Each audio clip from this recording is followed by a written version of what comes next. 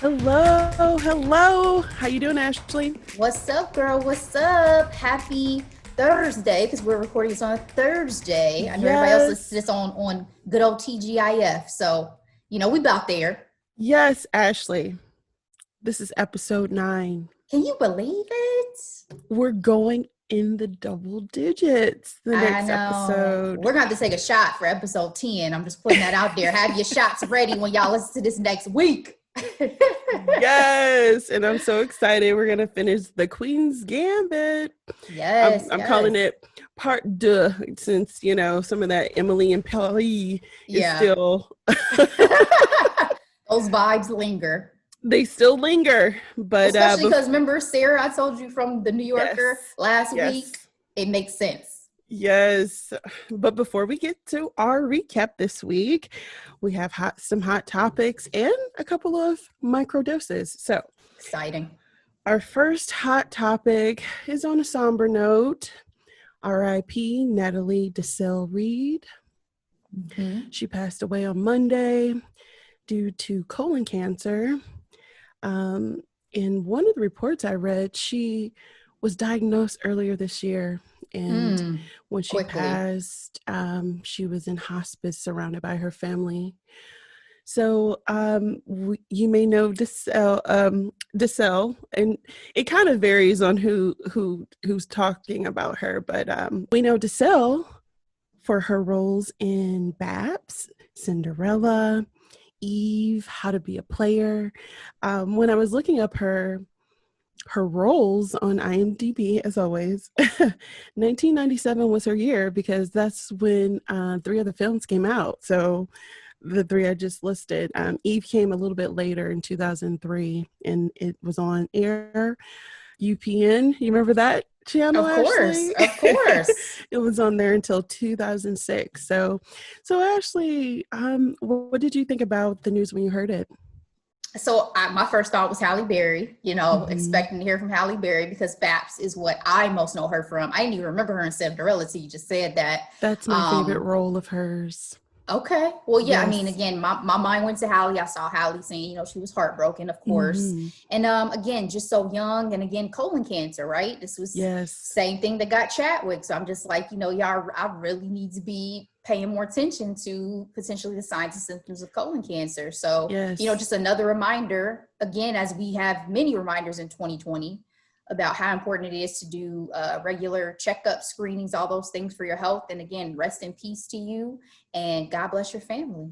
Yeah, it's just so heartbreaking. And the fact that she's a woman, because when it comes to colon cancer, especially in the Black community, it's something that tends to plague our Black men, unfortunately. And so, yes, everyone get checked out. Know what's going on with your body. Alrighty. So our second hot topic this week, Red Table Talk. Jada and M had Olivia Jade. She is the daughter of Lori Loughlin and Massimo. And this is her first interview, actually, since the college admissions scandal, also known as Operation Varsity Blues. I loved it. Gammy was very, very vocal on her stance on this particular episode. And to give you a little bit more background, Olivia Jade, she was a YouTuber, and again, a daughter of famous, wealthy people. They gave her their schemes, got her into USC, and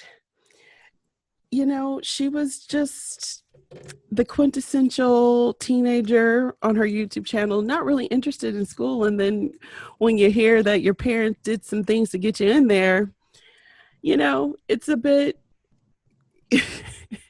it was very rich. That's all I have to say to that. So Ashley, what was your impression on the interview? Did Olivia win you over? Oh, I'm starting to laugh early because I have too many thoughts probably on this for the amount of time I have. But No, to answer your initial question, she did not win me over. I'm Team Gammy on this. I did not watch the whole show, but I did hear the snippets and I read the articles and what have you. Yes. I was all about, this story was juicy when it happened back in March of 2019. Absolutely. Juicy. I was into it. But I think Felicity Huffman got caught up in it. So I was going to say, I think it has been her parents' reaction and response to it that makes me even less inclined to care about this interview, because Felicity Huffman, she really stepped up to the plate immediately, admitted she was wrong, took it on the chin, did her time. But it was this couple, it was Lori Loughlin and her husband, who fought this tooth and nail to the end. Lori Loughlin got to choose what prison she went to. Yes. So do I care about giving some form of redemption to Olivia Jade? I do not. Olivia knew what her parents were doing. Again, they had to submit photos of her supposedly faux rowing for her supposed scholarship she got for athletics. I understand Jada's perspective, because Jada seems like she's a very open person, but do I feel like she necessarily deserved this platform? I do not. Was I here for this interview? I was not. I think I read the article and I immediately said, why did I read that again? Like, it's the least interested I've ever been in a Red Table Talk. The Entanglements episode of Red Table Talk, I watched immediately. Jordan Woods, fire. This was one that, and again, my thing about the interview is after I kind of read and heard some of the pieces, there's nothing she said that for me that added to the conversation. What did you think about it? Because there's nothing she said that was like, oh, that was groundbreaking, or that was something that, added to me feeling maybe you have learned the error of you and your family's ways. So I am Gammy. Gammy is me. Throughout this whole interview, I watched the whole thing. And Big Gammy energy. Big Gammy energy. Not having it. I mean, here are some of the quotes. Child, please. She had no energy. She said 2020 is too exhausting. Exactly. To have, be a place for this redemption story for this entitled little girl. Exactly. And I'm here for it. And honestly, again, I saw the interview. Olivia Jade, during the beginning part of the interview, the way she said, I deserve a second chance or another chance because I'm only 21, that I deserve really just rubbed me the wrong way just a little bit. I didn't like it when Tank said it. So, ma'am, I'm not going to like it when you say it. In that case, when he said it, he deserved some bad things, not necessarily some good things, but you know what I'm saying. Yes, absolutely. It was messy. I wanted to say, all I was thinking was, her level of unconsciousness of the world around her was palpable, and also justified it, and kind of how I felt about her initially. I hate to say it. And well, didn't she even admit, like, when this first happened, I thought, like, I don't see what the big deal is. She had zero. She was so oblivious. And honestly, ultimately, I kind of felt like this is poor parenting. Absolutely. Through and through. I mean, it's like, and she said it herself, they're just used to throwing money at their problems, and that's what they did. So yes, no, she did not win me over. I will say two more things. I wish we heard more from Willow. Willow did not have a lot to say. The most that she said was that she was middle ground for Jada and Gammy, because, Gammy was not having it. Jada felt like she was more empathetic. She's like, I know what it's like to be a parent, to put your kids in particular situations. And so, and Willow's like, yeah, I'm right in the middle. And she didn't ask any questions, and she just sat there. So I kind of wanted to hear a little bit more from Willow. Okay. But the last thing I'm going to say on this is Jada's look. Fire. I was here for the blonde. I'm here for the skin. I'm here for that bold lip. She's done like the icy blonde now, right? Did she go up to like platinum blonde? Yeah. Also realness. Yes. Okay. Well, again, to your point, I think it's a good point to say too, like, it is about the parenting. Like, I don't just lay it on Olivia. That's another reason why this didn't move me, right? Because you're only following the example that has been set for you. So I don't wish any ill will on you, Olivia Jade. I still hope for the best for you. But again, did I need or care for this interview? Absolutely not. So that's all I have. All right. So we're going to go into our first micro dose. Euphoria. Yes. First of 2 special episodes. This one was entitled Trouble Don't Last Always. Okay. And it was an episode specifically focusing on Rue, Zendaya's character. And she's in a diner on Christmas Eve with her sponsor, Ali, played by Coleman Domingo, who was phenomenal in this episode. He's going to be in Ma Rainey's Black Bottom too, that we'll get to later on, guys. So he's on his thing. And he's one of those familiar faces who's been doing the thing, doing it well consistently. So it's amazing that I feel like this episode really gave him some shine. So honestly, it was a conversational episode. The writer of the series mentioned that who's Sam Levinson, by the way, he pretty much said that he wanted to, take into account the state of our world in this conversation, and you definitely see it. So what were some standout moments for you in this episode? It was pretty long, by the way. Yeah, I was going to say, there's definitely one for sure, or two, but I was going to say, I definitely fast forward to see if the whole entire episode was them in the diner. When I started, I was like, hold on. I just got to see, are we moving? But obviously because of COVID restrictions, this was an episode that they decided to do for the sake of continuing the conversation, because they got shut down right before they got a chance to start filming season 2. So I appreciated just having this and coming back into this world a little bit, because I did enjoy Euphoria season 1. After Zendaya's win, it's like we get to see her again. Especially after my girl Z won the Emmy and became the youngest person ever to do so. Go girl. Anyway, so 2 things about this episode. One is I'm still confused about the very beginning, about the part where her and Jules are in the apartment. Was that in her mind? That's an excellent question, considering the way they left season 1 was the fact that she did.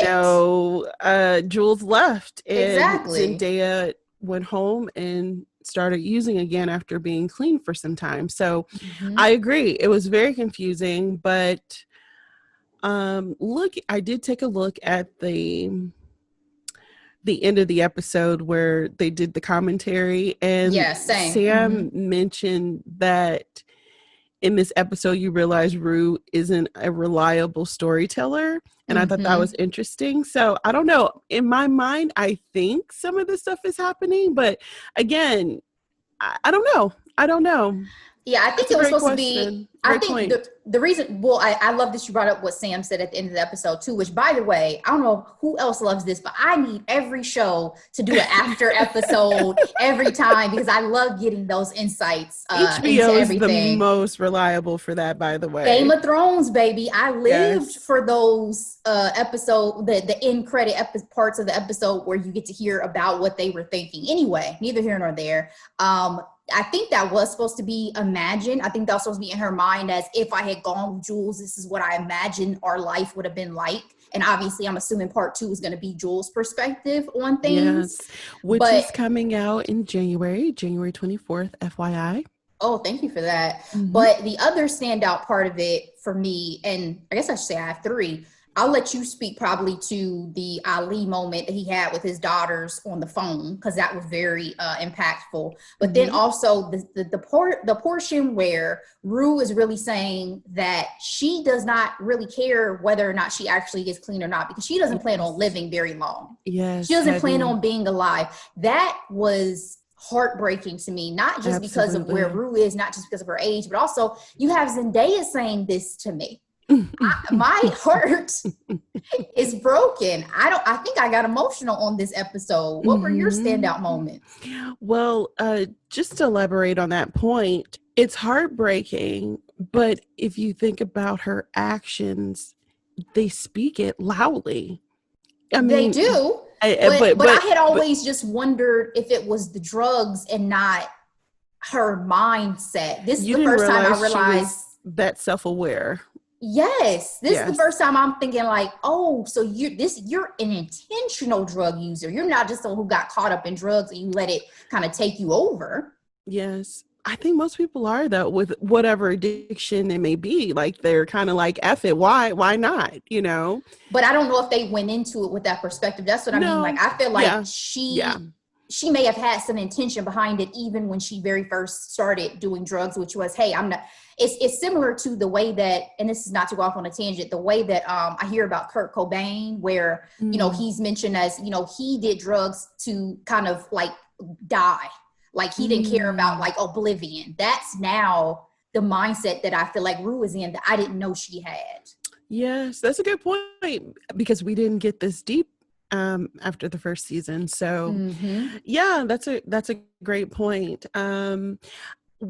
What stood out to me, I love the conversation. I love the discussion of Malcolm Little, who then turned, you know, we know him as Malcolm X. Right. I love the conversation about big corporations and their media campaigns for social justice, and how it's all about the dollar at the bottom line. Nike. They talked about Nike. Yep. Yes. They really did pack a lot of dialogue into that episode. Now that you speak on it, I also like the discussion on faith, right? The differences. Yes, you need something bigger than yourself. I actually felt that. I was like, that's real. I agree. Especially because I've had those conversations, and sometimes I feel like I've been at a loss for words in those conversations. And fun fact, the waitress is a real life recovering addict. I thought she seemed too real to just be an actress. She was very authentic. I learned about that on Zendaya's stories a couple of days after they released the episode. And honestly, the conversation with his daughters. Okay, so I'm going to tell you the silly side first. The silly side of me during that part, that was the only part where I had to fast forward, because the suspense was killing me, because I know I did where this episode was going. Yeah. I unfortunately have watched too many episodes of Game of Thrones. I've watched too many, just like the type of television I think I've consumed in the last couple of years has damaged my feeling when someone's in the dark on the phone. You know, it's like, who's going to walk up on? Right, you waiting on something crazy. Like, I don't know. These straight-laced episodes of shows, I don't know what to do with you. Wait. I'm waiting on a dragon to come bite his head off. i.e. The Undoing. That's all I got to say to that. We're going to get to that, guys. That will be our last show of the year. FYI, quick plug. So, but it was just, to me, the most that I got out of that, part of the episode where he's on the phone talking to various people, or his family and their kids and things, was a level of detachment, kind of like an old friend you hadn't spoken to in a long time, not someone who's, the patriarch of your family. That's what I got. What did you gather? I just felt sad, I guess is the best word I can use to describe it, because I know what it's like to have those relationships with people in your family that one would think you would be close to, and there's reasons why you're not. And I think when he tells a story about why, especially his youngest daughter, does not want to associate with him and all of that, it just made me really sad, because there's just some things you can't come back from. And I don't fault his daughter for not wanting to maintain a relationship with him when he did at all, when he abused their mother. So, that's all I have, is that it just kind of made me sad. It was illuminating for sure, because I appreciated getting more of a backstory on Ali. Yes. But it was sad. I did think that it was somewhat positive, though, really quick, that he was able to make such a positive impact in Rue's life to where she couldn't fathom that type of person in him. And, I think that just shows his growth. Unfortunately, when your family gets hurt, all you right now as a viewer, you're just left rooting for him and hoping one day they'll let him in again at any moment in time. I don't know. I don't know. Yeah. It was such But a great mirror too for Rue, right? Because she's thinking she's this awful person for the things she's yes, done to her mom and stuff like that. He's like, listen, I've done horrible things too. So if you can still look at me as a good person, you should internalize that for yourself. there's hope. There's Yeah. hope. All right. All right, Ashley.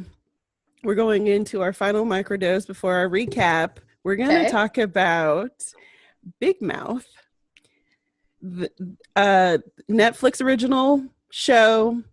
4th season recently came out. The most talked about episode is episode 5, entitled A Very Special 9/11 Episode. And so we're just going to go ahead and just talk about the Black folks in this particular episode.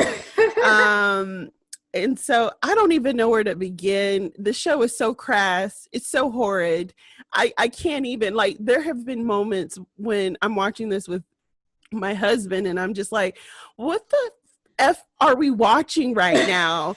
This show is insane. But the Black folks in this particular episode talked about code switching. One of the main characters, Missy, she's having a racial awakening. She's mixed. Her mom is white, her dad is Black, and she visited her Black cousins from the South this summer, and they kind of, did her hair. She used to wear overalls. Now she's wearing jeans and showing her belly. And yeah, and so the kids are on their way to the 9/11 museum, and Devin, who's the suburban popular Black boy in the school, who's dating Devon, who's dating Devin, I'm sorry. He noticed Missy's new hair, and then Devin decides to say, oh, you have Black girl's hair. And that is just crazy. Anyway, Devon apologized for Devin's comment on the bus. And Missy then gets a text from her cousin Lena, voiced by the wonderful Lena Waithe, that there's going to be a Jay-Z Blueprint party, and it's a college party. So Devon is like, okay, let's go. And on their way to the party, Devon bumps into a random Black guy in the park. And he starts speaking Black speak. And Missy's like, what's that? And then he goes into, it's my code switching doll. And then he goes into a whole song. It's amazing. I'll talk more about it later. But Ashley, first of all, do you even watch this show? I do not. So I didn't think I had ever seen a single episode of this show until you told me about it. And then I realized when I look at my Netflix, I didn't see the whole season 1. But you know what it was? It must have been a show I turned on either to go to sleep or I was doing something else and it was passively watched because I don't remember ever watching an episode of this show before. Anyway, this episode was interesting. Girl. I spent a lot of time trying to figure out who the little monster things were that were walking around with They them. are hormone monsters. That's what I came to realize. Yes. I think one of the main characters said it later, like, oh, you're such and such hormone monster. And I was like, oh, okay. So I spent a lot of time and attention on that. That probably distracted me a little bit. But to your point about the code switching in general, it was just funny that they incorporated the whole dial thing, right? Like that just made it like an additional layer of like, oh, it's not just something we as white people do. We can turn it on and off literally with a dial he had on his arm, and we can turn it depending on what environment we're going into. He says in the song, different me for every situation. No one can tell which one is the real me. What I thought was also fascinating with this dial is, for white, Black, old, and young. So it really was like, it kind of expanded the conversation of code switching, at least for me, because obviously as a Black person, there's code switching, when you're interacting with your family, if they're predominantly Black versus even your coworkers at work, and so, but there is something to age too that I have to admit the show did a great job pointing out, like depending on who you're talking to, That old is or absolutely young, true. That is absolutely true. it does change. And then the other part I wanted to bring up that I really did enjoy, mind you, Devon put on his super duper black dial when he walked into this college party. Lena Lena's character was talking about how she broke her dial, and how, you know, we got to know about white culture, whereas it's not reciprocated. I thought that was fascinating, Ashley. What do you think about that? Like, being yourself 100% of the time. I think it would be very difficult to do so unless you own and are able to have power over everything that you do.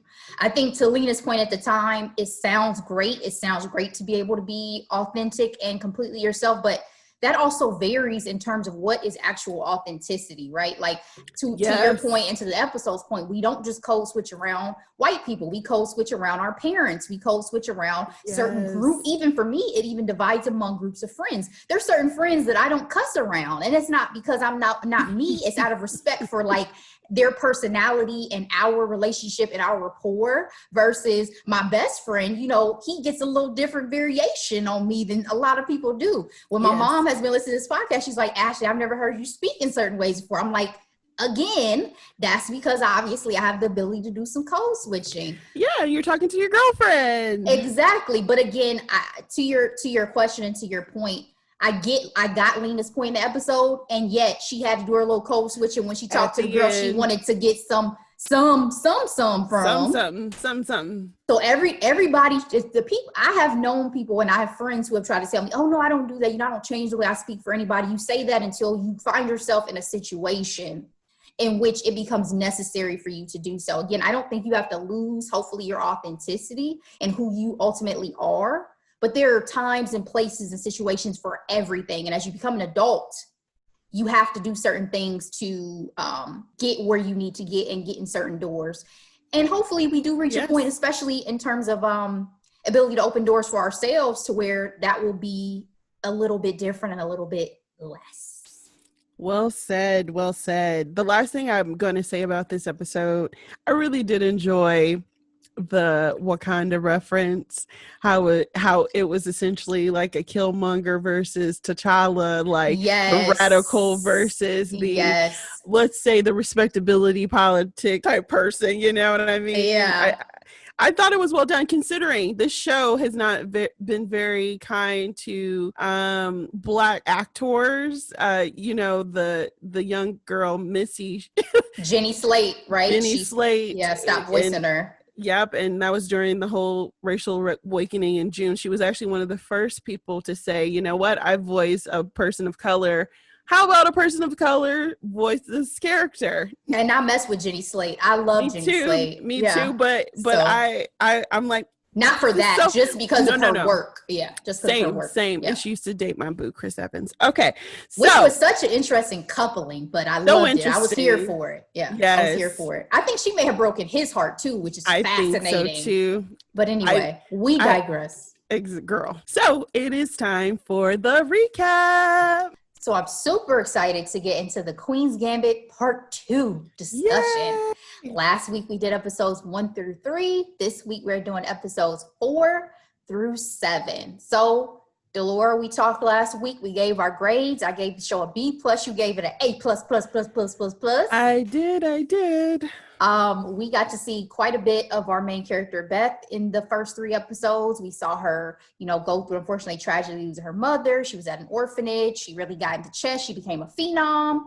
But we ended last week with her losing her first major match to Benny Watts at the U.S. Open in Vegas to become co-champion. So that's where we're about to pick up for episode 4, titled Middle Game.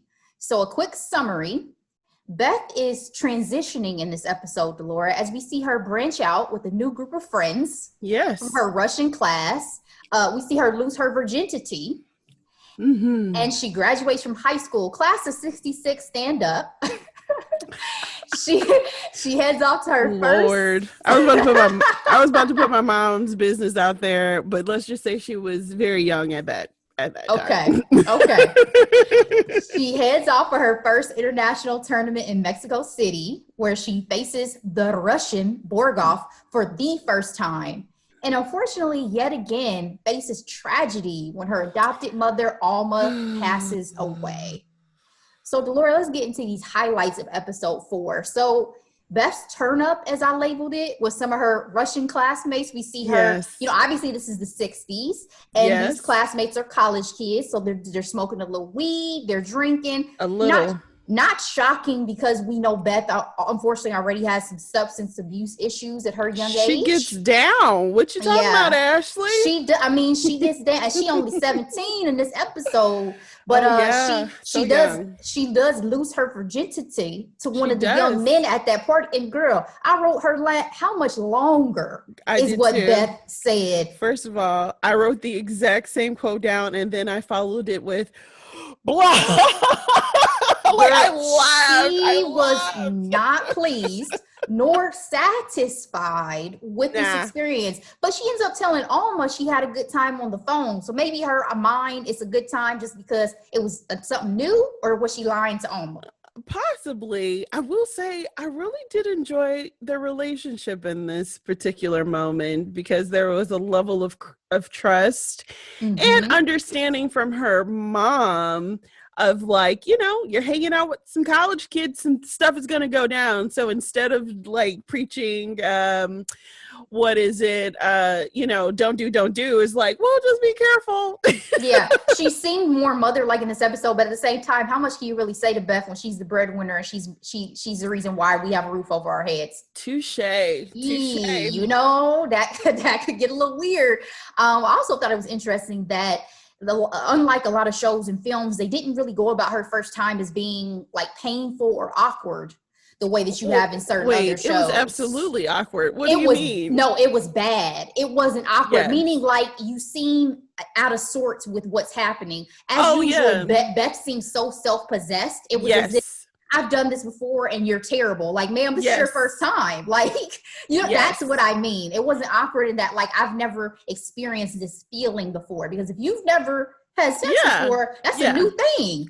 It is. And to that point, it wasn't overhyped by any means. It was kind of like, this happened. And I'm over it. I'm already over it. I'm over it. Yes. Sir, how much longer is this experience? Because this is trash. Okay. I will ask you, why do you think she stayed, in the apartment? When they left her by herself? Yes. I think she was just enjoying probably this moment of freedom and difference from what she had been experiencing. They show her cooking, cleaning. She put on somebody else's clothes. She just was kind of, experiencing things I think that she had not really experienced. And again, Beth lives, in my opinion, a pretty solitary existence. You don't see her being in group in social settings much. She lives in her brain, and she was like this the whole series. You know what I mean? She's very, very internal, or very cerebral. Yeah, exactly. Yeah, she only lets, as we I think spoke to in part 1, certain people in. So it was interesting. Again, I think she just wanted to prolong this interesting experience she was having. So, and I would like to bring up one more quote from Mama. She did say, she's like, chest isn't the only thing in life. And we get to that on their trip to Mexico. Yes. But she says that during her time at the college kids place. Oh, I didn't even remember that. I thought that was what she said when she was like, she probably brought it up multiple times. Okay. Yeah. I have it written down definitely when they got to Mexico, but good point. That was another point of her feeling like, hey, experience a little life, live a little bit, Beth. I wanted to move on to Alma's pen pal that she had from high school, since we're talking about love, I guess, or such. So Alma had this pen pal from high school that she had been communicating with for years, Manuel. And since they were going to Mexico City, she wanted to spend time with him. This is the first time she had ever met him before, Delora. She was so excited they even went early. But it seemed like Beth got a little jealous of this relationship, because they were spending like multiple times a day together. There's one point in time where you see Beth kind of like glaring at them through like the window on like a night out. So what were your thoughts about, I mean, inevitably, unfortunately, Manuel gets pulled away on a business trip, so it got cut off short. But what did you think about this new introduction to Alma in terms of like a personal life or a love life? So I was really excited for it. I put it in my notes. Mama is getting her groove back. Mama gotta have a life too, baby boy. Exactly. And so I was excited for her because this was like the first time I think we saw her giddy. Like she has been so miserable up until this point. I mean, with, moments of light with her budding relationship with Beth. But this was the first time where she was just like, oh, I am putting on the lipstick. Where are my stockings? We're going to have a good time. We're going out dancing.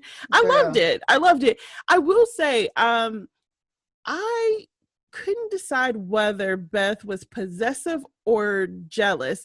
Granted, they can be one of the same. Yeah. But it was kind of hard for me to read how she felt because this was the first time she actually showed some real emotion towards a person. So very true. It was really kind of hard to determine. So that's where I was left wondering. I just felt like it showed finally that Beth really cared substantially about another person, right? That she had such an attachment to Alma that to not have Alma's attention and light shine on her bothered her more than probably even Beth would have imagined it would have bothered her. Like when he goes away, she's like, oh, we can have dinner together. You know what I mean? It was like, oh, Beth. Like, is it too much to say you may love your mother? Like, you know what I mean? Like, I think it was kind of cute, but, this is where I want to kind of pivot back into your point about Alma's advice and kind of hearing her say, hey, Beth, you need to like chill and relax and live life a little bit. She tells her, intuition doesn't just come from books when it comes to her playing chess. She wanted Beth to kind of like go out and experience Mexico a little bit while she was there. My question that I had for this was Beth at this point taking things too seriously? Was she not enjoying herself or her life? Because they also had the flashback to the advice from Scheibel, from Mr. Scheibel, saying you've got your gift and you've got what it costs. You have so much anger in you, you have to be careful. So I was just curious as to, did you think at this point Beth needed to be a little more loose in her life, or should she have stayed focused on chess? No, I think it made sense for where she was because she was such an intuitive player before, and after quote unquote losing, meaning tying with Benny, she probably took that as a wake up call and realized that if she was going to get to the Russian, she has to be on her P's and Q's because, I mean, at the end of the day, Mama may be using this as a vacation, but Beth is trying to get paid. Exactly. So, and she wants to be, as we've said previously, be best at what she does. So, and she knew that the Russian was the best in the world. And so that was her biggest fish, to fry at this point. And the only player that she feared, as she said, was Borgov, was the Russian. To your point, too, feel like, I'm sure Beth at this point felt like she needed to refocus, but I also felt like I was a little bit annoyed, I think, with Alma in this moment, because it was like, you have no idea what it takes to be great. Zero. At what I'm doing. Zero. You know what I mean? That would be like telling Michael Jordan in his prime, don't go to the gym, go outside and do something fun. Like, excuse me? I'm trying to be the best. Was this the Mexican Open? This was the tournament in Mexico City. Yes. Yeah. Major. So it's like, we're not playing state championships anymore. Again, her first international showing, right? Yes. I have to win. I want to win. One competitor I wanted to mention outside of her Borgov, kind of a match is the youngster Russian, Georgy Girev. Yes. I loved this boy. So he really gives Beth a run for her money. He is 13 years old, Delora. Yes. And she ends up telling him, she ultimately defeats him, but she tells him that he is the best player she's ever played. He was started playing chess at the age of 4, was district champion by 7. And I just have in my notes, it shows the caliber of talent that was coming out of Russia. We've heard Yes. about how big and bad Russia is in terms of chess. This is the first time we're seeing it. This 13-year-old, she's saying, is the best player she's ever played, even though he says, after she says that, he said that's until you play Borgov, right? Again, yes. Borgov is the cream of the crop, even in Russia, guys. So yes, I have to say, found him, go ahead, I found him so adorable. Absolutely. My question to you, because I didn't know how to read it, when he asked her about the drive-in movies or something like that, yes. was he messing with her mentally, like no. trying to psych her out? I shouldn't say no as if I know definitively. In my opinion, ma'am, no. I think, again, it was just supposed to show like his humanity and where he was at being a 13-year-old, and especially probably the level of discipline that the Russians have and the level of probably having to practice and do things. I think he just wasn't able to really live his life as a kid. So I think he was genuinely curious. Now, was Beth playing around with him on the second portion of her match when she was getting up, walking around? Yeah, absolutely, she was. Yes. Yeah. He didn't know what to do with that. You talk about psyching somebody out from the first 3 episodes. That was definitely a psych out on Beth's part. Like, come on, kid, I'm done. She was not having that small talk, though. She looked at him like, you're asking me about what? Yes, she does. She does say at the end, though, she's like, I've never been to a drive-in movie either. So she does inevitably bond with him a little bit. And again, I just thought he was so freaking adorable. Yes. The convo with Borgov and his entourage in the elevator is the next highlight I have that I want to talk about. I love the fact that they didn't know Beth spoke Russian, right? Yes. So they're shit talking. They're at the front of the elevator. She's at the back. And to me, the fact that they're talking about Beth in this point just showed the level of a threat that Beth now was. Her reputation preceded her. Obviously, inevitably, Borgov still defeats her in this, but it was the first glimpse of like the level that Beth has reached in her play and the level of seriousness that other players are taking her when the best of the best is talking about her. I also thought it was crazy that you hear the twins telling her when they get off, she was like, who is that guy that he's with? Oh, that's the KGB. They're with him to make sure he doesn't run away. Delora. They are very serious about this game and their country being represented. Oh, my gosh. Insanity. I wasn't ready for that. I was not ready for that. I was like, oh, that's a different level. Y'all holding them hostage to play chess? Okay, I get it. For Mother Russia. Girl, Jesus. So let's move on to back to Alma. So Alma, after this match, after Beth defeats Beth loses to Borgov, she goes back to the hotel room. She's talking to Alma. She looks back. Alma has passed away, Delora. It's like a double whammy for the audience, right? We were rooting for her against Borgov, obviously, but then also you're losing yet another parental figure in your life. Yes. It was almost too much for me. I'm like, how much tragedy are y'all gonna make this young woman go through? Honestly, who does she have? Who does she have? When I tell you, you're speaking to my heart in this moment so much, because I said this to my mom when we were talking about the show. I said, I have felt lonely in life at times, but I have never felt truly alone. And in this moment, I felt that Beth was so alone, because most people, you may feel lonely because you're not around someone at a moment, but you can pick up the phone, you can hop on a flight, Yes. Who did Beth have to rely on anymore? Now that Alma had passed, it just crushed me. So inevitably, they say she supposedly died of hepatitis, which goes back to our thought of, was she sick? Was it the pills? Was it the alcohol? But she also contacts her adoptive father, who we hadn't talked about or heard from in a little bit, to deliver the news that Alma had passed away.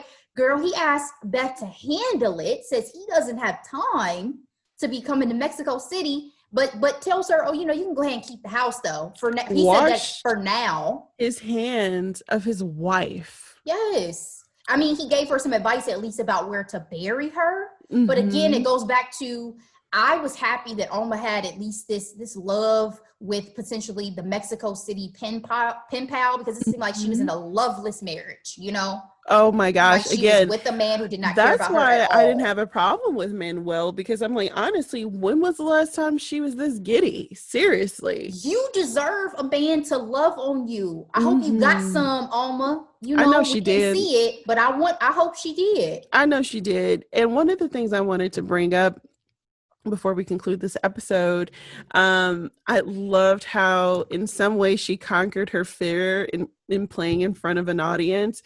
Granted, it wasn't, you know, an official show, but it was quite a few people, and she played beautifully. And I don't know, I just when you know what happens to her, I'm happy that she had these moments of light before the you mean end. when Alma was playing the piano down in the hotel lobby? Yes. And she was like, what happened to your stage fright? She was like, oh, when it's for fun, you know, I don't take it too seriously. I agree with you. I love, again, that they gave Alma a gift so that it didn't seem, it not that her death wasn't still tragic for me, but it was like, well, at least you had something that brought you light and love and happiness while you were alive, because there were got her out of that house. Yeah, there were a lot of things going on that made me sad for Alma. And then, Laura, we're going to conclude this episode with Beth unfortunately getting back into her beloved green pills while she's in Mexico because she didn't need a prescription. She did not. And then when she got her first dose, she was like, more please. Mas. Oh man, did you have any other highlights for episode 4 before we move on to 5? Nope, I'm ready. Okay, well let's go on to episode 5, guys, titled Fork.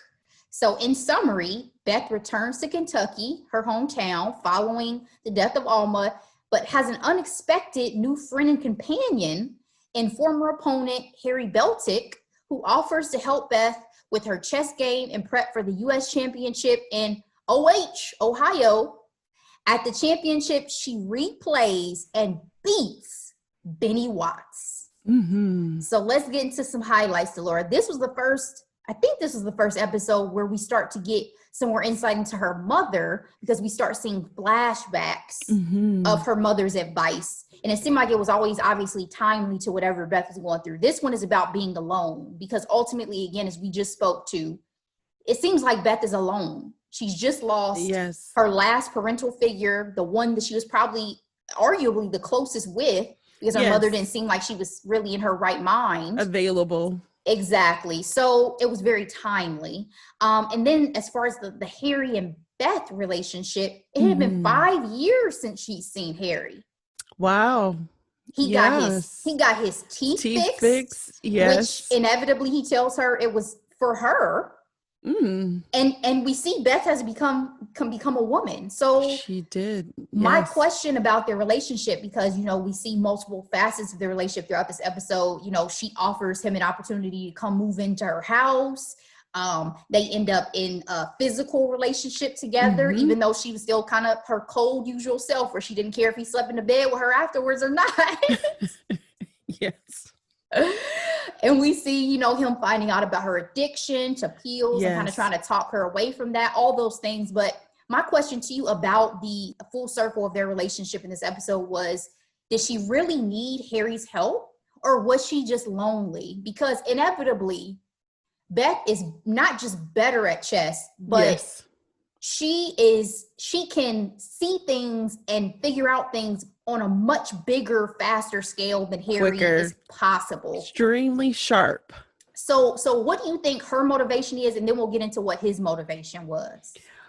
Well, I'm glad you phrased it that way, because in my notes, I put down first time Beth has been open to help.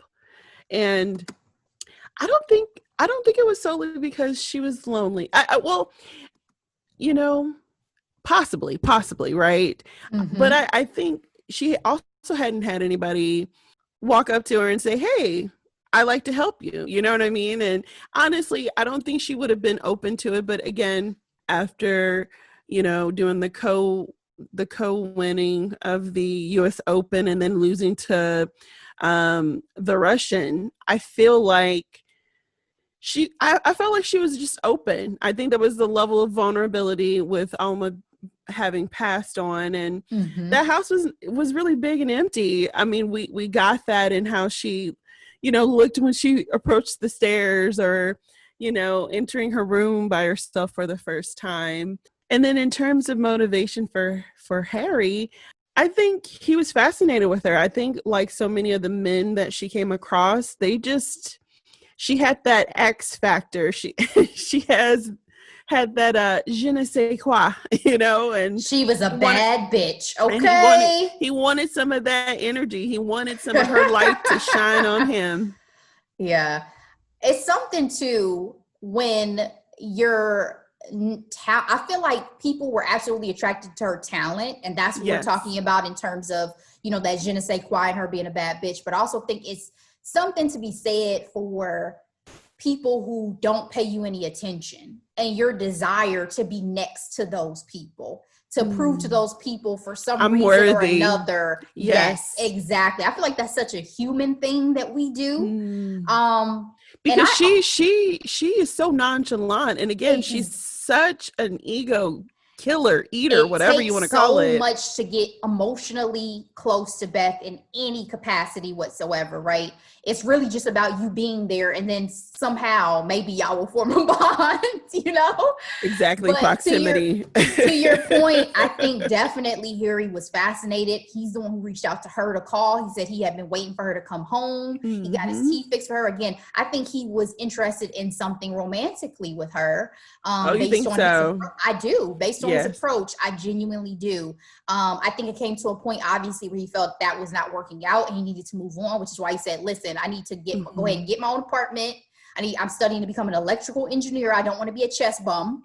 So I have to go on about my life. And I was happy for Harry in that moment too, because I think it's so easy to get caught up in things that we want versus what's best for us. Yes. And I actually, I feel the same way. I felt like, wow, his self-awareness is something to be applauded, because there are so many people who don't know their self-worth, or they get, and when I say that, like, they get so awe-stricken by, that star, that phenom, that they have to like realize, hey, what am I doing for myself, instead of, constantly giving myself to someone else, right. Who again, what, she missed him, but not for long. I mean, Beth probably thought about it for 2 seconds and was like, okay. But at the end, though, I did think it was helpful that Harry is really acknowledging that he knows that there's something going on with her. And, he compares her to another. And sorrow. Girl, first of all, stop this. I have my next note. I will say he compares her to, you're fine. It's crazy. Compares her to another prodigy, makes that reference. And this prodigy lost his mind and retired from chess at the age of 22. So again, I think his concern for her is very valid. And as an audience member, I'm happy that, again, we're at this place where we think she has nobody left to kind of look after her in the world. There are still people around who seem to have genuine care and concern for not just her as the chess prodigy, but her as a human being. And I respected Harry for that. I did want to move us forward a little bit to when we get to the championship in Ohio. And we are yet again encountering another prodigy, Mr. Benny Watts. Explain to me why Benny carries a knife for protection. Explain this to me.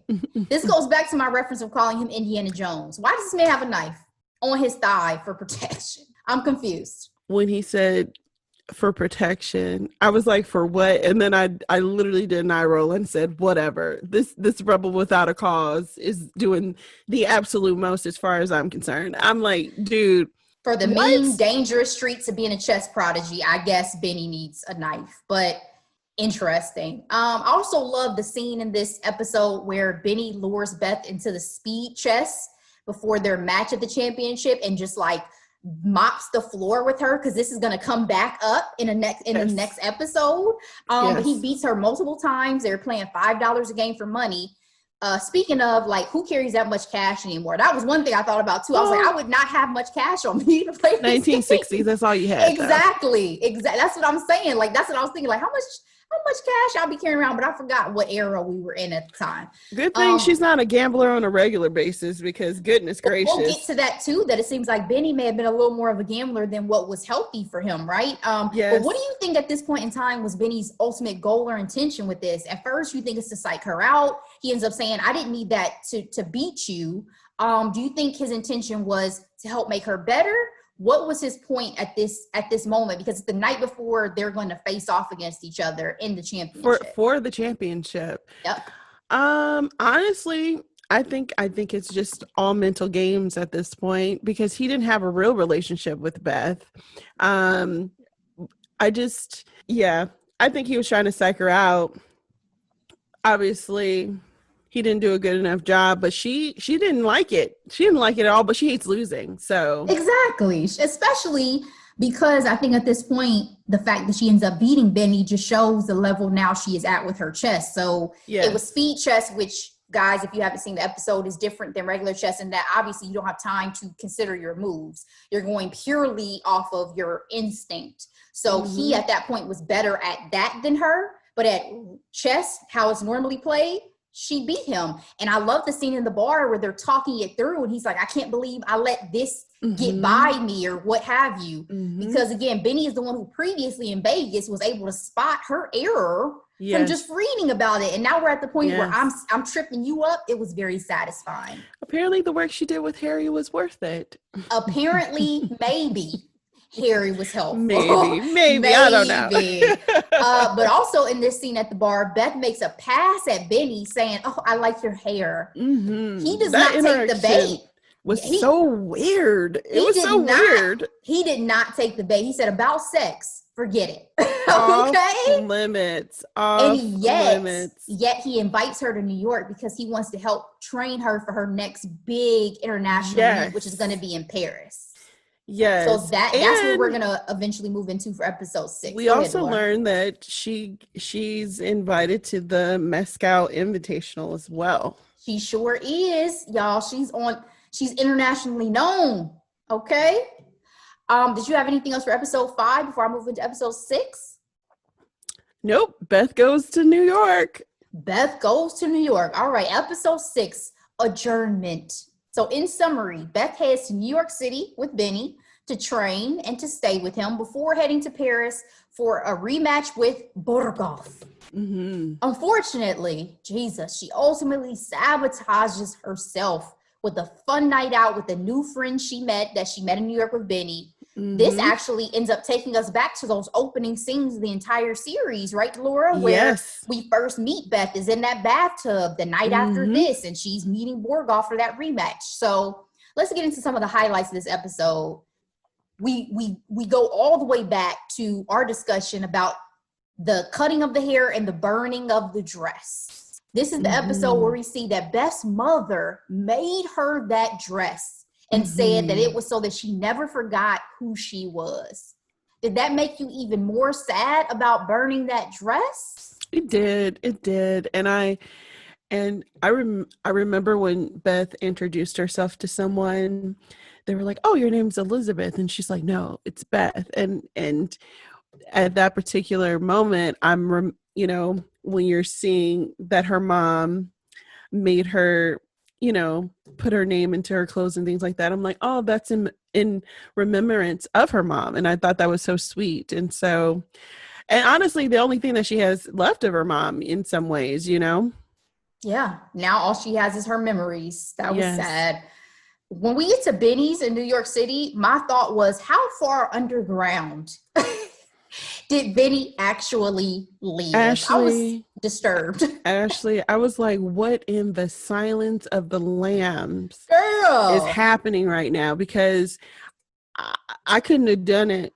And honestly, when I saw that shower, I literally said to myself, fuck me. Like, no. like never in a million years. Never. That's why, again, we talked about this in a previous podcast. I don't stay at anybody's house. I need to know exactly what the situation is. Okay. I literally wrote down, should Beth have asked a few more questions about his accommodations before she agreed to go stay with him? And then he had the nerve to say, "You're in my dungeon, but no alcohol. You need to drink to forget all of my surroundings, please." This air mattress you have me on in 1966, 1967, you know, everything was crazy to me. First of all, was it ungentlemanly like of him to have not offered her the bedroom? They're peers, so I don't think they're technically not in that type of relationship, so I don't think he had to do anything. That just is a question that came off the top of my head. I didn't even have that written down. I'm just wondering what's your thought? Can we talk about the same man who wears a cowboy hat, leather coat with a knife on his hip, also wears a kimono around the house? He's a man of mystery. He has many sides to him. Benny has many sides to him. Are we playing dress up every day? Like, what are we doing? Where's his closet was another question I had. How big is that little room? I was just curious. To give him the benefit of the doubt, he is in New York, and New York has always been expensive. So for sure. But again, I just, I would not have been happy when I came down to the dungeon. I will say that. Another question, why was he getting parking tickets on his car when it was parked outside of his own place? Well, just like most cities, even though it's in front of your house, if it's city streets, you get ticketed. I mean, I've seen that, unfortunately. I don't get it, being the suburban chick that I am, but it's a thing. I was slightly confused. I'm like, you don't know where to park, so you're not racking up tickets at your own house? Well, you would think, or you're not even trying. Like, that's my deal. Maybe that's what it was. Maybe he just did not care, because I was confused. Anyway, that's a small detail, guys. We'll get back on some of the bigger highlights. We've now seen both Harry and now Benny wanting and being willing to really help and be there for Beth to train her for these matches. Why do you think these former and current, really, at least in Benny's case, opponents of hers want to help her succeed? Is it respect? Is it wanting to see her beat the Russians? Is it their sexual attraction? Yeah, you literally took the words out of my mouth. I was going to say respect. I think they respect her. Game, recognize game, and it's like, well, she's the only one that's out here that's moving forward. She needs to represent us, and I think I want to say something, but I'll wait till we get to that point. But it is something like I personally understand, like, being attracted to someone based off of like their intelligence or like their skills. I mean, honestly, that's what the whole world of celebrity is all about. These people who are really good at one or two things, but then, that's why we also don't want them talking about politics or anything else, because that's not what they're good at. You're really skilled with the microphone, or, acting on screen or stage, but, that's what attracts people to think, to those people's light, so to speak. So, and there's actually, I can't even think of the term right now, but there's a term for people who are supposedly attracted to someone based on just their mind, right? I can't even think of the term right now, but yeah, I agree with you. I think it was supposed to be about respect. I also think it is, as Benny mentions, that especially because she's going to ultimately face the Russians. One of the things Benny mentioned was the reason why the Russians are so good is they play as a team, right? In America, we're so used to and conditioned to be individual minded. Yes. And in Russia, it was for the ultimate good of the country and being winners for the country. The representation of it all. And yes, and that's why it's called adjournment. Like, there's this time in between the competitions. And yes, and like you said, Americans were known to do it more individually, spend their own time. And honestly, that's what she has been. That's the way that Beth has been doing it all this time. So for sure, not necessarily always because she wanted to, though. I think, again, it speaks to her, what she's experienced at this point. She didn't think probably she had anybody she could depend on in that way. Because once help is offered, once help is offered, we haven't seen her really turn it down. True. So, I have another highlight is watching Beth beat Benny and his friends. Again, going back to that speed chess, when she did that simultaneous with them in speed chess, that was glorious. It was wonderful. Glorious. And fun fact, it's the actress' favorite scene of the show. She talked about it on an interview with excuse me, I believe Jimmy Fallon.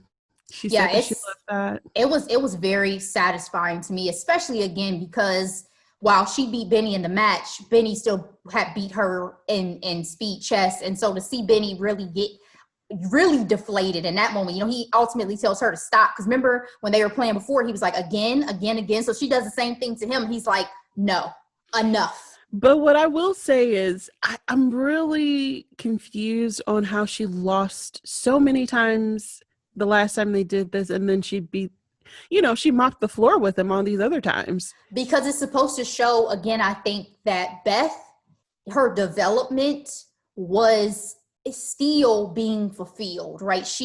Not her development, she was still developing. She had not reached the pinnacle of her ability yet. Exactly. Yes. So okay.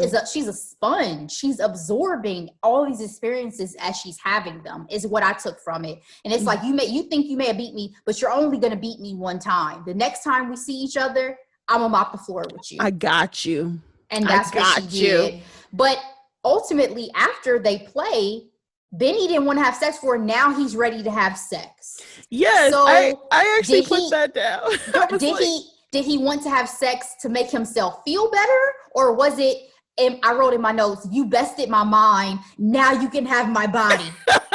Well, honestly, I was on the same page where I'm just like, okay, so did she have to earn you or something? A little bit. You know what I mean? Like, okay, yeah. So she beats him and now he wants to bang. Like, I don't. Yes. So, but it was also, I wasn't mad because it was best first good sex. She says, so that's what it's supposed to feel like. I wrote, sorry, Harry. Sorry, Harry. I put best sex she ever had. And he's talking about chess. Yes, immediately after, he's guys. So clueless. Of course, he's so clueless. He is. So let's move it forward a little bit to Paris. So Beth seemed focused and prepared as she is sober, facing all these competitors sober. And it seems like, she's going to be ready to reface Borghoff. She's going to be good to go. But she trash talking at the media day. Oh yeah, spoke a little Russian there at the end, like, or was that French? I think it was Russian. Was it French or Russian? I think it was Russian. Okay, because that was her time to show him, like, hey, I speak Russian. That time you thought I didn't know what you were talking about. Yes. And you see him even smirk. I'm like, okay, Borghoff, I see you. Yes. But unfortunately, she allows Cleo, who she met in New York. That was one of Benny's friends. She let her derail her night before she was supposed to face Borghoff. She came to the hotel. They went down to the bar. Were you disappointed in Beth as an audience member in this moment, Delora? Well, Ashley, I am convinced that Cleo was a KGB operative because there is no reason for this girl to have shown up the night before this was the playoffs or whatever you call it in chess. This was the chip. This was the championship. This was the championship game. And you want to go out a little bit, so much so that y'all both got so wasted. Y'all barely made it to the room. And girl, I didn't trust. Why was Beth in the damn bathtub and she was in the bed? Like, what happened? What was y'all doing? Exactly. And they don't show us. You just see her taking that drink back in the next scene, knocking on the doors in the dark. Girl. You know, it was a fun sequence, that whole scene, her getting to the table and, all the flashing lights and everything like that. But I'm convinced. I don't trust Cleo as far as I can throw her. Apparently I could throw her, but her being a supermodel and all.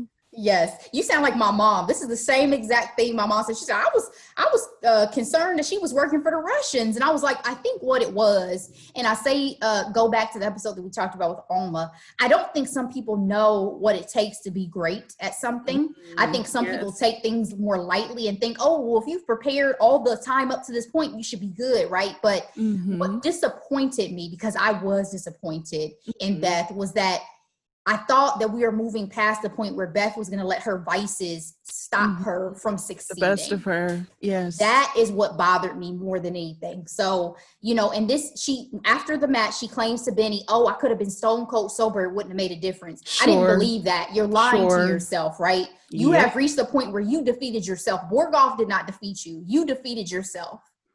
The whole match was a mess, by the way. I had so much anxiety watching it. She was down in so much water. I'm like, bathroom break is inevitable because there's no way. The last thing I want to say about that match, before we move on, when she dropped that tear, I just felt some kind of way too. I'm like, don't let them see you cry. Like, she's such a great actress. Those actresses who can drop one tear out of one eye on cue, like, stop this, Anya. You know you doing your thing, girl. That was magic. But you understand what I mean? It's like you're already, you know, one woman in this male-dominated game, and she's young too, and it's like, oh, she cried. You let him see you cry. For sure. No. That's about pride, right? Because you know, I'm a woman. I don't like to cry publicly. I say this all the time. Like, never do it. They say never say never, but I'm gonna cry privately, but I never want to cry publicly about anything. So you know, to your point, I get it, but I think it's just supposed to show again the fact that she defeated herself. The fact that in this moment she came so unprepared that she had to ultimately just admit defeat and was not where she needed to be mentally. So I was pretty upset. Again, after the match, she heads back to Kentucky. Benny wants her to come to New York. She's like, no, I want to go back to Kentucky. I need to be alone. He thinks she's going to drink her invitation. He thinks he thinks she's going to drink and peel pop her sorrows away. Her adopted father, Mr. Wheatley, suddenly pops back up, girl. And wants this house. Yep. He's such a cruel, pathetic person in this scene because he speaks ill of Alma. He's talking crazy to her when she's like, listen, I'm your child. You chose to adopt me. You're no child of mine, and X, Y, and Z. I mean, I just thought again, we already thought he was terrible. He illuminated even more so the deficits in his character, in my opinion, in this scene. Yes. Wheatley is the worst kind of man. He's a coward. He couldn't look her in the eye. I mean, coward, pathetic, and a liar. Yep. Those were the adjectives I wrote. You misunderstood me. How did I misunderstand you, sir? When you said that I could have the house, all I had to do was keep up the mortgage payments. Yes, but I'm so glad she stood her ground in that negotiation. And I bet he didn't think it was a negotiation, but every conversation's a negotiation, okay? And she came with business school. 2 snaps. Okay, business school. Everything is a negotiation. Y'all don't know about my girl Delora. Y'all ain't ready. But what I will say is the way that lawyer left that scene, I'm sure he had never seen a woman talk like that ever in his life. Probably, right? Especially the fact that she could afford it on her own because she offers to buy the house for $7,000 and she said minus what I paid to bury mother, of course. You know, most women at that time, as we mentioned previously with Alma's situation, were not in a financial did not have the financial backing to be able to do things for themselves. A woman can open up her own bank account until 1975. Thank you, RBG. Listen to those facts, kids. Listen to those facts. You hear that? Say that again, Laura. A woman could not open up her own bank account until 1975. Okay, so you know it was unheard of, and obviously this is still fiction, but still it was all wonderful. Fiction has elements of fact. Very true. So, well, except maybe Game of Thrones, but neither here nor there. So it mirrors real life wars. We could say that. I mean, there's humanity in the characters regardless, right? That's the point, is there's always some level of true humanity in these characters that we watch in these shows. Moving us forward a little bit, a Christian group offers to pay for Beth's trip to Russia. You mentioned that Beth had gotten invited to that Moscow Invitational tournament, but she needed funding because again, she just spent all this money now. She's about to buy the house. You know, she's still not in a place where she can necessarily do everything she needs to do. So she tells Benny. Benny tells her he misses her. Dolores, she doesn't even respond to that at this point in time.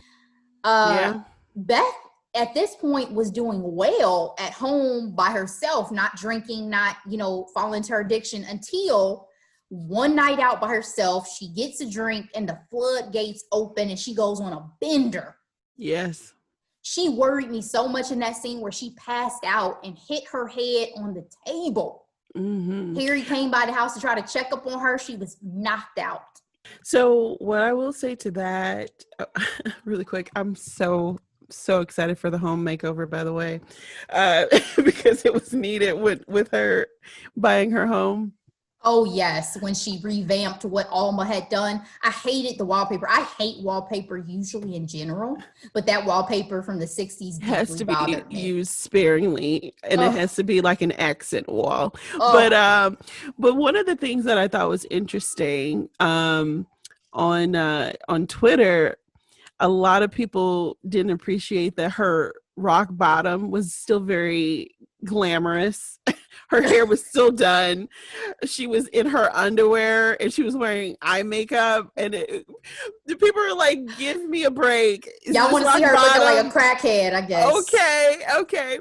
They were just saying, the commentary was more so like, of course, this is how men think women are, rock bottom. Gonna look good. They're still gonna look good. They're just gonna be crazy in the head, right? Yeah. Which, by the way, I didn't like that black eyeliner. That black eyeliner freaked me out. So, yeah, I was impressed that she knew how to do it. Frankly, it was not easy.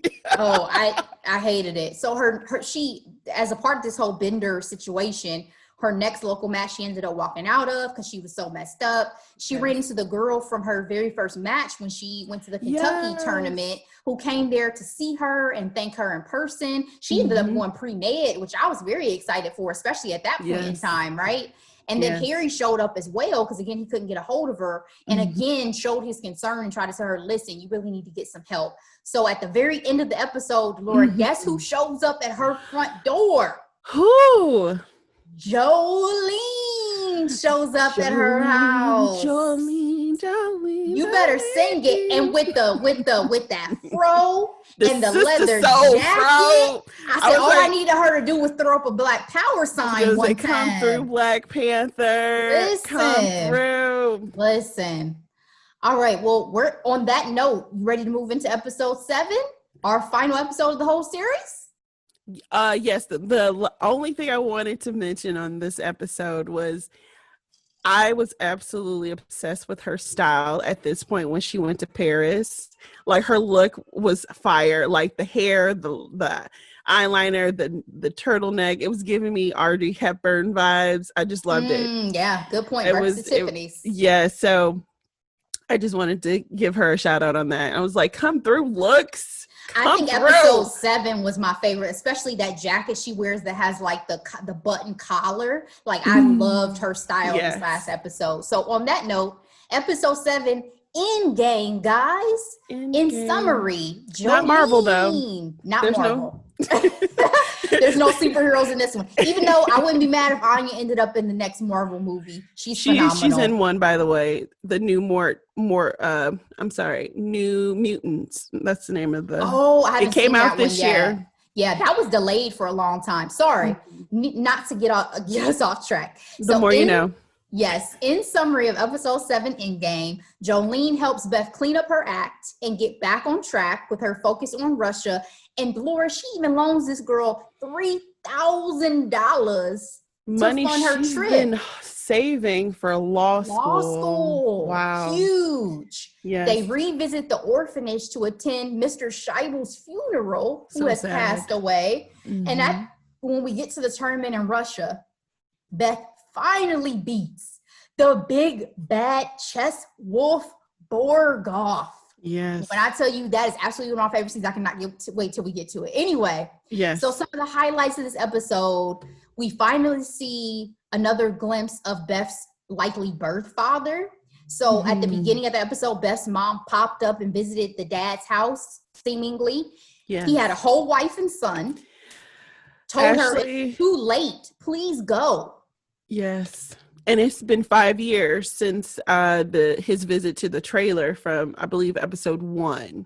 So whether or not he was, remember how in previous segment or previous part 1, I mentioned, was he married? Why was it that he didn't take Beth after the mother died? But he may have been single and now he's married. And because of the whatever type of relationship they had, you know, he just wasn't on any of the documentation and paperwork. And she never told Beth, like, that's your daddy. So I put, so this is when Beth was a little bit older, where we meet her at the orphanage. And I put in my notes, I'm like, was Beth a break baby? Is this lady holding their reconciliation baby? Like, you know what I mean? Like, I'm trying to understand this situation. And they do not tell you blatantly what is going on. You kind of have to put the puzzle pieces together. Exactly. But her mom was married at one point. So that's the part where I'm just like, okay, who was her husband? Unless this man left her mom. Went on to the new chick, and then that was the break baby in all. Well, especially if she was doing what it seemed like she was doing, which was moving them around, not telling him where they went, stuff like that. You know, you could understand, but it made me sad because, again, we're getting back to the scene where Beth's mother ultimately has the car accident that doesn't seem like very much of an accident, and you see her saying, you know, that you're a problem that I've got to solve. Yes, basically, it's like a math problem. And again, just to show possibly the level of mentality that her mother had, was disturbing. But we get back to kind of Beth's relationship with Jolene in this episode. And Beth seems like she's so open with Jolene, which is so refreshing. She tells her, you know, she's afraid to go to Russia, openly wonders if addiction is in her blood because of her mother. Jolene returns the book that she stole from her, which I always knew she took it. I knew it. Exactly. Because you could tell that Jolene was upset, not just because Beth got adopted because she wants to get adopted, but because she was bonded with Beth, right? They spent a long time together in the orphanage. As far as I'm concerned, they are sisters. That is family. Closest thing to sisters that they have in each other's lives. Yes. And ultimately, that is what Jolene ends up saying to her when she gives her this $3,000, because, you know, you see Beth try to go to multiple sources, incling Benny, to try to get this money to fund her trip because the Christian order. Hold on just a second. We're going to get there. So ultimately, the Christian Crusade group that was going to fund it wanted Beth to make a statement on her position to the press. And, you know, Beth wasn't about it. So they refused to fund her trip. They asked her for the money back. So she has to repay it, all these things. So she tries to go to the States. She tries to go multiple places. She calls Benny. Benny is so in his feelings in this moment for Beth. She calls him on the phone, talks to him about it. Somehow he's broke and says he doesn't even have the money. See, I don't think he's broke. He just says, I don't have it. I thought I believed her when it seemed like she was saying that he may have gambled it away. That was the full circle to the point I made earlier, which was that whole speed chess thing may have been more about his gambling addiction than anything. The way he's living in that freaking dungeon. Exactly. But I actually took it as I don't have it because he had his panties in a bunch because she didn't take the time to see him after Paris. And so it made me really uncomfortable, that interaction. I'm not gonna lie. I'm like, this dude, to me, it's like he told her to never call him again. Girl, it was like, you're really this sensitive, huh? Like, maybe because I'm a savage at heart, I just don't understand these emotions. Look at you. Look at you. I'm a savage at heart. Girl, you know. I cannot deal with you. I cannot. But no, to your point, I think in this moment, again, we had the conversation with them previously where he said he missed her. She didn't respond. It seemed manipulative of her now to try to come back and suddenly say, oh, well, I want you to go on you don't want to go on this trip with me. I don't want to go alone. He's like, listen, that's bullshit. Because you wasn't here for this before you needed some money. So yes, he was in his feelings, but did I knock Benny for it at the moment? No, because if this was a female, if this is a male approaching a female this way, we would be like, he ain't shit. You know what I'm saying? Baby, can you help me? Can you spot me a 20? So I can't have no double standards with Benny being in his feelings in this episode. If I had told somebody that I cared about, that I missed them, and they gave me silence on the other end, I'd be feeling some type of way too. So Benny, I ain't mad at you, baby. I ain't mad. You looked at that scene a lot closer than I did. I was just like, dude, really? I'm just saying, I'm giving Benny grace. I'm putting myself in that man's shoes and saying, listen, I'll probably be on your same page. Like, do you, boo? Find your money, because I'm over this. So anyway, let's get back to old Jolene. So again, Jolene was saving up for law school, girl. So she's come back into Beth's life. We're learning new things about her. She ended up going to Kentucky State for school. At first, she was going to do physical education. And girl, she said she studied history, and it made her so upset that she decided to change her career path. She said, I'm going to be a radical. She is dating a married partner at a law firm where she's a paralegal. I wrote down 2 gems. I call them Jolene gems that I loved from this conversation. Yes. One is when she told Beth, you've been the best at what you do for so long, you don't even know what it's like for the rest of us. Yes. And then one of the most humorous things she said in the show, when Beth asked her about her dating this married white lawyer. Yes. What will other radicals think of you being with a rich white lawyer? She said, fuck them if they can't take a joke. I was done. Honestly, I didn't hear it the first time she said it. So I had to rewind it. I rewinded probably like 3 times to be like, what is she saying? Yes. Like, if they can't take a joke, hilarious. I loved it. I loved it so much. This actress did a phenomenal job. Moses. She did. Again, she played preteen, teenager. A span of at least almost 2 decades, right? Yes. Like she went the distance. Because she was fully woman when she was a woman. You know what I mean? Exactly. And so it was pretty impressive. It kind of reminded me of Normal People when we did our review on that, how those actors were able to transform from the ages. Oh man, again, Normal People, you get an A. That's a show that moves me. But I also wanted to speak to Mr. Scheibel real quick, and obviously, unfortunately, him passing away. Jolene and Beth both go back to the orphanage, attend the funeral. We come to find out that Mrs. Deerdorf unfortunately had fallen and broken her hip. I say unfortunately because she's still a human being. Audience members may have felt otherwise. She had to walk with a cane and was never the same. She didn't even recognize Beth when Beth went in and saw her down the hall. Ashley, Beth's interaction at the orphanage with Mrs. Deerdorf. How do you pronounce it? Deerdorf. I think. Was hella creepy for me. It literally reminded me of like those scary movies where the ghosts in a haunted house reenact the same scene over and over again, not realizing that they're doing it, because the way she just looked back and was like, get back to chorus, young lady. I was just like, what is going on here? Obviously, she's older, right? And she probably can't see, but it was weird. It was like creepy. It was. And it was kind of eerie anyway, because, Beth didn't want to go in there anyway, right? Exactly. Originally did not. And then when she was finally there, everything was so much the same, where it was like, it almost, poured the floodgates of everything. Exactly. Into time, back in time. So I really love this sequence too, because at first Beth is so Beth, and that when they went to Mr. Scheibel's funeral, she's like, everybody's crying. And then she tells Jolene, I feel bad. I owed him $10. Like, that was such a Beth thing to say. But then when she decides to go back into the orphanage and she goes down there, she sees that he's kept clippings and articles. That made me emotional. Kept track of her over the years, had that picture that you spoke to, that we saw in the first three episodes of them together. She had a floodgate of emotion. She really broke down for the first time in the entire series. Yes.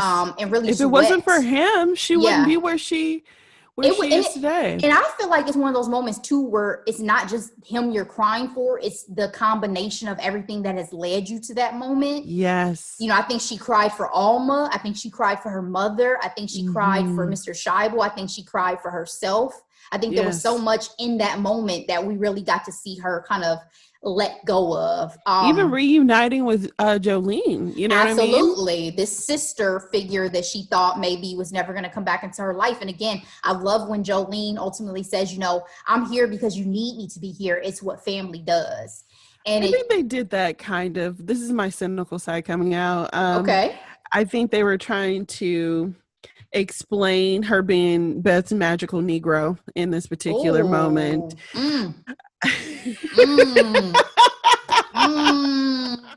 Oh no! I don't know if y'all was ready for that one. I don't know if all of y'all was ready for that one. But it's like you literally come out of nowhere, and of course, in the time of need, the magical Negro is there to save you. But the way like they Jada wrote Pinkett, it, like Jada Pinkett to Olivia Jade. Okay. Oh my goodness, Ashley! Wow! Wow! Wow! Wow! Hey, listen, I'm cutting up today because I'm on my second Crown and Coke, y'all. Okay. Wait, real talk. I was literally going to say Will Smith to Matt Damon from Bagger Vance. Like I literally was going to say that, but you know, you took the cake on that one. Thank you for that, friend. Of course. You know, I'm with you. I agree. And again, I think the fact that they have Jolene, and I'm not going to repeat some of the things that Jolene said in the show, but Jolene is very aware of her dynamic with Beth and all the other white people that are in her orbit, especially in that era, right? So it would be different if I felt like they tried to make Jolene less than that, but I think Jolene being fully self-aware made me feel better about the circumstances. You know what I mean? But I mean, I don't want to critique it too much, but I mean, I don't know any Black people who talk like that, frankly, even the ones from the South, like, yeah, I mean, I mean, she is an orphan. It's not like she had, you know what I mean? So she might be rough around the edges, and that includes I was going to say, she knows how to code switch, as we talked about. She's comfortable around Beth, but obviously she said when she did that interview with the law firm, she knew how to turn it on. Like, what was the word she used? I can't remember her exact words, but I know what the scene you're talking about when she was driving in that lawyer's really nice vehicle. Really nice car. Yes. Let's move forward a little bit for the sake of time. Let's move on to Russia. Let's move on to this ultimate Russian trip. Delora, who was this man who accompanied Beth on this trip? Was that CIA? Yes, ma'am. But can I tell you something? Especially after I watched it the second time.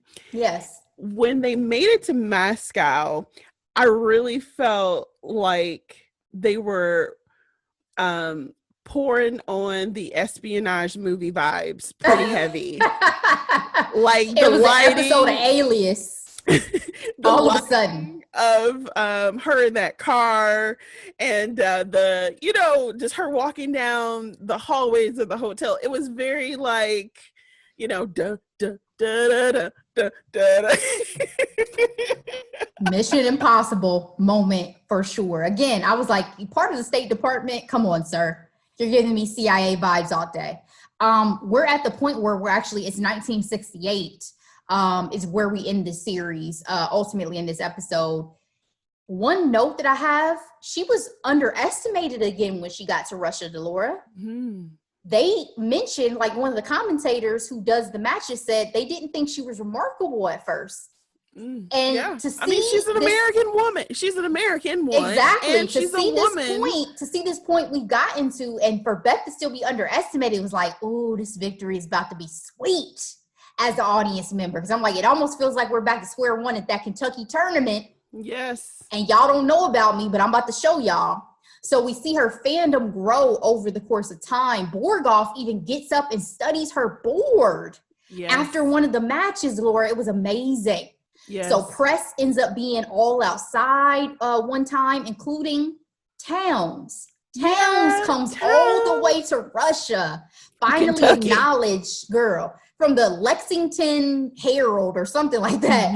he finally acknowledges that their relationship wasn't one-sided, that he did feel confused about her because he was so intrigued by her, but ultimately really wanted to be friends. So this was a nice rekindling of that relationship and that bond that it seemed like they had formed, right? She was able to steer clear of drugs and alcohol. There was a kid, I don't know how old this kid was, who was serving vodka at the hotel. Yes, another KGB operative as far as I'm concerned. Trying to tempt her. Trying to get her drinking. She flushed her pills down the toilet. We see her really defeating like top-ranked Russian players. Well respected, yes. I loved what I called the Albert Einstein looking Russian. One of my favorites too, yes. I just said he was so gracious. He said it afterwards, he said, excellent, what a brilliant recovery. I may have just played the best chess player of my life. It gives me chills even talking about it, because it's just so powerful to think that this person who has played greats who even surpassed you in your time would say such a thing to you. They can recognize it in you. My goodness. Yes. Oh my goodness. So I have written down America versus Russia. Teamwork makes the dream work. Because again, to Benny's point before, one of the things that makes the Russians so great, and we see it during the adjournment, that the Russians all congregate in a room when she's playing the Albert Einstein looking Russian to try to help him, that they really rely on one another to think through their strategies. Benny, Harry, and the gang, even the twins who we hadn't seen in a little bit, rally around Beth to help her and call her for her last match against Borgov. I have to say, in this particular scene, it was really warm and fuzzy when I watched it the first time. But then I'm not going to lie, when I saw it the second time, the cynical side of me came out. And I was like, is this a little cheesy? Is this just a little cheesy? Just because it's like, you can tell they're wrapping up this limited series, right? And they're bringing all of these characters full circle, interacting and surrounding literally our protagonist here, but it was nice how they brought it together. They did their best at that. Like I said, the second time I saw it, I was like, just teetering on the cheese just a little bit, But it also goes back to our discussion about their motivations that I asked you about, Benny's motivation. Again, it speaks to a higher purpose that I feel like they all felt, which was to really help propel her to represent the America. Exactly. It was very Olympics moment to me, because the Olympics is one of those times where we all come together and it's all about Team America. Maybe that's what we're missing this year. Possibly, because we were real life commentary on the state of our country because of this pandemic. So a couple of points that I love to kind of wrap up our recap is Borgov offered her a draw, which, as the commentator said, he never does, right? Yes. Again, showed the respect he had in that moment of like, oh my God, you're about to beat me. When she ultimately did, Delora, this man who we've seen with this poker face this whole time, first of all says the game is yours. Take it. And grabbed her hand, pulled her into a hug. Again, I'm getting chills. Clap for her. I put in my notes, wow. I did too. I literally put wow. I was like the Russian gave her a hug. I will say, is this realistic? I mean, their lives are, when it comes to like, I'm speaking in general terms. People from Russia, whatever sport it is, gymnastics, figure skating, what have you, that they put their whole lives in it. And for him to be this world champion, grandmaster, I'm sorry. He was. Yes. Would he have been that happy to like give her props like that? I think so, because it'd be different if he was still relatively young. Like, I think Borgov had been playing chess for a very, very, very long time. Excellent and point. I said this previously, that I feel like just like the older Russian that we saw who, said like, I resign in relief. I think there is a sense of relief when you have surpassed that era where you're expected to be the absolute best. True. I think probably for him especially. Beaten her twice before. before. Right. Yes. And it was her time. It was her turn. Yes. So I do think it seemed realistic in the sense of like he probably felt like his time had come to an end of needing to be the absolute best. And to the point we just made, if it would have been different if this was her first match with him, right? Mm-hmm. They had played previously before, and she finally got it. So yeah, I can see that now. One great kind of tie-in I just thought about in this moment is, remember when she first started playing chess, it took her 3 times to beat Scheibel for the first time? Now, as we wrap the series, it takes her 3 times to beat Borgov. Look at that insight, Ashley. Yes, I'm just saying. I'm just saying. That's some cinema gold right there. Yes, Ashley. That was nice. I love the end scene too, where she plays with kind of the old school in the park Russian players. They all congregate around her. They know who she is. She's dressed like a chess piece, by the way. She was again, the Russian episode was my favorite in terms of the fashion. When you talk about the fashion, I loved every look. That black and white dress she wore, I loved every single look. Absolutely. Yeah, she was stunning. So you mentioned at the very beginning when we first started that Anya and the director were very intentional with Beth being kind of this glamazon. And I think it was, for me, it was nice to see that, the idea of a woman can be successful and smart and intelligent and all these things, and she can still be cute too. Okay. Yes. We are multifaceted. Come through, Amal Clooney. Okay. We can be all the things. Michelle Obama, we can be all the things. Yes. Okay. But what I will say, another side note, I absolutely loved the music in this show. The piano, I mean, the score of this movie was phenomenal. Like there were there were like 2 scenes, right, where I'm like, I get goosebumps. The first was when what was the first time I brought up the music? Oh yeah, when she was in Mexico, there was this particular scene and the music was heavenly. And then I got literally chills when she was playing the Russian in the final, and she was like, oh my goodness, he just made a move. And then like she started looking up in the ceiling, and then you just like saw the chess pieces, and all of them are looking up like, what's happening? Why is she looking up there? Honestly, this is her first time doing it sober, by the way. Yes, also. It was. Yes, it was. Glorious. That score, I think that's part of the reason why this show was so great for me. The look, how well they captured the time with the fashion and the props and sets and all that. And obviously it was well acted. I mean, Anya is a star. I've seen her in things before, but she did her thing. Absolutely. I'm happy we got a chance to go into this world as fast as I went through it. But it was true escapism. It was. I really, again, don't take my B+ guys. It's not my recommendation. That is still a thumbs up. I still think that this was a very enjoyable series. I enjoyed the ride. I hope for a season 2. I know that they've used up, I believe, all the material from the book. That's where we disagree sometimes. Always. I'm always good. I'm satisfied. No, I want a continuation. This is how the cookie crumbles, Ashley. No. And that's why, and let me say this, I think this is where we probably have a difference. Well, even when I read books, I want book series. I don't like one-off books. I need a series because once I get invested into a world, I need a lot of it until I feel satisfied. I'm not quite yet satisfied. I need a little bit more. I can't tell you how quickly I can say nope to all of that because I get anxiety when I read books that require more than, honestly, a trilogy is perfect. Chef's kiss for me. 4 books, okay. You think over 4 books? I get commitment anxiety. I can't commit to that many books. So I take it you never read the Pretty Little Liars series, because I still don't know if that series is done. Nope.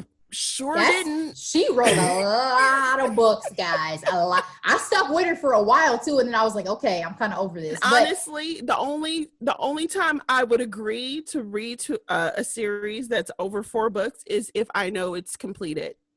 Yeah, I That's the understand what only you way mean. I can do that. And like that's because I actually would like to read the Harry Potter books. I have not. I I didn't haven't when I read them was either. younger because my parents were concerned about witchcraft. But Oh, okay. Remember, we talked about Harry Potter, I think, last episode. yeah. So if you ever want to read those books together, we can do so as adults. That'd be Okay. interesting. All right, But I'm down. that was all I have for the recap. You ready to head into these hidden gems? Yes, Go hidden ahead and go gems. first. Go ahead.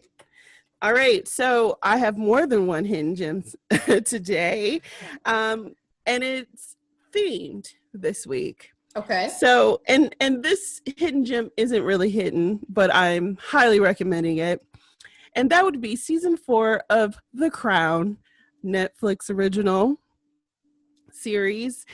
Is it season 4 or season 5? It's season 4. Oh, okay.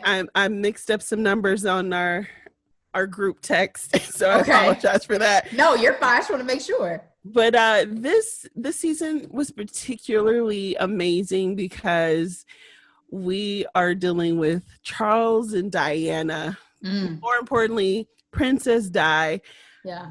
It was before I was born, most of the events from this season, but Princess Diana was a major figure for me and my family in the 90s. And so this is it's been a wild ride. I know a lot of people are up in arms about putting a fictional label on it, but let's keep it 1000. Okay, yes, we do not know all of the behind closed doors conversations. However, there's a lot of real life events that lines up with the events of the show. So that's where you kind of lose me just a little bit. And if you're going to watch The Crown, I have other projects that are definitely worth watching and consuming. When I tell you I was on a British binge these last couple of weeks. So I then went and watched The Queen, which came out in 2006, currently on Netflix, film starring Helen Mirren. She won her Oscar off of this role, by the way. Seen it. This particular film talks about Princess Di's death, but we haven't gotten there with the Crown. That's coming up in season 5. But again, Princess Diana being a main, character in that story. I also have another hidden gem. It's called Diana in Her Words. This is a National Geographic documentary, which is available on Netflix and Disney Plus. And literally, they took all of the audio from a secret interview she did for a autobiography on her life. But she did the recordings for her friend who was a quote unquote source for this book. And they essentially paired what she had to say about her life with pictures of those times. And she talked very openly about her bouts with bulimia, her relationship with Prince Charles, and the third person in the relationship, Miss Camilla. And the last thing I'm going to mention, and I didn't finish it, but I started it. That's how bad my British binge was Meryl Streep's performance in Iron Lady, which is a movie that is on Netflix, also came out in 2011. Seen it. She stars as Margaret Thatcher, former Prime Minister of Britain. And the reason why I recommend that, and I plan on finishing that movie, is because I didn't know much about Margaret Thatcher, in a confident way. And so if you want to go and get your British binge on, these are the projects I recommend. All right, nice, Laura. I'm going to roll through mine. And again, guys, these are listed out always on our notes that you can see on whatever podcast app you're subscribed to. My hidden gems of this week, I have 3 of them. The first one, Oprah's 2020 Vision Tour, the Tracee Ellis Ross Visionaries interview. My mom sent me a text on a Sunday morning saying, Ash, you have to watch this. I watched it. I got emotional. Tracee Ellis Ross really hit me with some moments and some things that really spoke to me and were powerful. But I also, Yes, she is one of my favorites. And I also was really impacted by some of the things that she mentioned in terms of fear and really surpassing some of the things that she was fearful of, especially her fear of like singing publicly. So I would encourage everybody to go check out. I mean, Oprah's 2020 Vision Tour as a whole was awesome. I believe she interviewed, I also watched The Rock's interview, which is also powerful, which was right after his father died. But she interviewed multiple people from Kate Hudson to Michelle Obama. So that's all lives on YouTube. If you guys haven't seen it, I encourage you to check it out. My second hidden gem, Godmothered, on Disney Plus. Isla Fisher and Jillian Bell. This is a very cute movie. Just basically with, godmothers are going out of existence. People don't believe anymore. So Jillian Bell's character decides, hey, no, I'm going to find someone who has a request and I'm going to fulfill it and show that the world still needs us. So it's really just a really cute adventure. And I really enjoyed that from Disney Plus, which I don't enjoy much on Disney Plus that's new. That one I recommend. The last hidden gem I have is Happiest Season. That's on Hulu, starring Kristen Stewart and Dan Levy, our favorite Dan Levy. Boo. Is a holiday film. Basically, Kristen Stewart is going to go visit her girlfriend's family for Christmas, but does not realize her girlfriend's family does not know that she's gay and that they're in a relationship. So shenanigans and all sorts of things. So another one that I got emotional on, to be honest. Really? It got me to a point that I got quite emotional. So it was I really enjoyed it though. I know some of the reviews. I did too. I know some of the reviews weren't great. It was kind of painful because I didn't like her girlfriend at all after a while. I mean, Kristen Stewart, I felt really bad for Kristen Stewart in this film. I will say that, and I'm glad she had Dan Levy, who was a friend of hers, to really be there for her, as well as I really loved, I can't think of her name right now, from Parks and Rec. No, from Parks and Rec. Aubrey. Yes, Plaza. Aubrey Plaza. Thank you. The most straight-laced character I believe I've ever seen her play. Yes. And she wasn't quirky at all. Yes, and I loved her. I appreciated Apparently her showing in this. Lesbians love her now, and she's not gay, but she's not. But she was phenomenal. Is now, everyone's faves. And I really loved her character too. Yeah, I loved her fashion too, by the way. She was lovely. But yeah, Happiest Season, I recommend as well. So those are my hidden gems for the week, Delora. And we're going to be back next week for something you are super excited about. Yes, we're going to do a Christmas movie. Woo-hoo! And in particular, we are going to be recapping Jingle Jango. Very exciting. We have a new ask for you guys this week. We know we always say, follow us on social. We're at Recapping Podcast. But also, guys, we would love if you would start giving us your direct feedback, whether that is just something you want to write in the comments or actually an audio message you want to send to us. And we're going to include them on episodes of the podcast moving forward. So please, please, please send us your feedback. Send us your thoughts on shows. And we are going to hear from you. Include it. Absolutely. Laura, that's all Ashley. I got, my friend. That's all I got. Yes. Well, we'll be in the double digits next week, Ashley. Again, bring your alcohol because we're taking a shot. Noted. All right. See you next week, guys. Bye.